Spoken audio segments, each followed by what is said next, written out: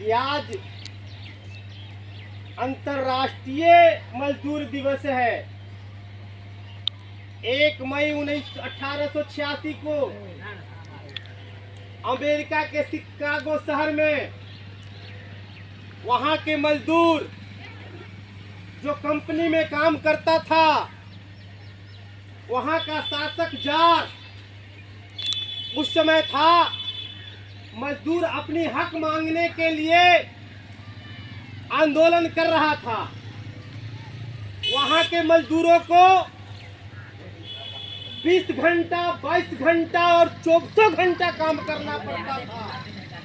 बहुत सारे मजदूरों को पैर कट गए, हाथ कट गए, उनकी जिंदगी खराब हो गई। उनके बाल बच्चा को कोई देखने वाला नहीं रहा। कुछ मजदूर साथियों ने यूनाइट होकर के एकता बनाया और कहा कि यह मजदूरों के ऊपर जुल्म हो रहा है, हम इस जुल्म के खिलाफ लड़ेंगे। और उन लोगों ने, कुछ लोगों ने यह यूनिटी बनाना शुरू किया और यह ऐलान किया कि 1 मई को हम शिकागो शहर के सड़कों पर अपनी मांग को लेकर के मार्च करेंगे। जब मजदूरों की टोली निकली तो वहां की जो जार शासक था, जो शोषक थे, वह देख करके मजदूरों की एकता को देख करके घबरा गया और कहा कि जब तक इस मजदूरों की आंदोलन को नहीं रोका जाएगा तब तक हमारी कंपनी को इन लोग चलने नहीं देगा। तो वहां का जो शासक जार था, वह जो मजदूरों की आंदोलन आगे बढ़ रहा था, उनकी टोली जो आगे बढ़ रहा था, वह अपने बंदूकधारियों को आदेश दिया कि लो इस मजदूरों को गोली से उड़ा दो। और वहां के उसके जो लठाई थे, राइफलधारी थे, सिपाही थे, 73 मजदूरों के ऊपर गोली चलाना शुरू कर दिया। हजारों मजदूर मर गए, उनकी खून की नदियां बह गई। उसमें से कुछ जो मजदूर साथी बचे थे, अपने गमछी को लेकर के उनके बहे हुए खून में गमछी को ताना और इनकलाब जिंदाबाद का नारा लगाते हुए कहा कि उसी दिन से हमारा लाल झंडा होगा।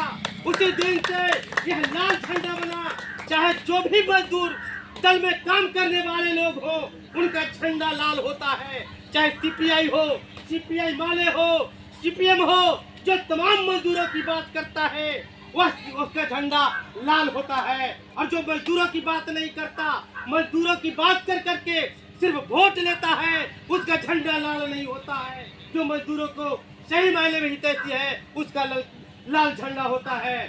उसी की याद में हम तमाम जो पूरे हिंदुस्तान के मजदूर, आज बड़े बड़े कंपनियां बंद है, प्रेस बंद है, बैंक बंद है, स्कूल बंद है, किसके याद में? मजदूरों की याद में। यह सरकार ने भी घोषणा किया कि अगर देश के अंदर मजदूर नहीं होगा, देश के अंदर श्रमिक नहीं होगा तो कंपनी नहीं चलेगा।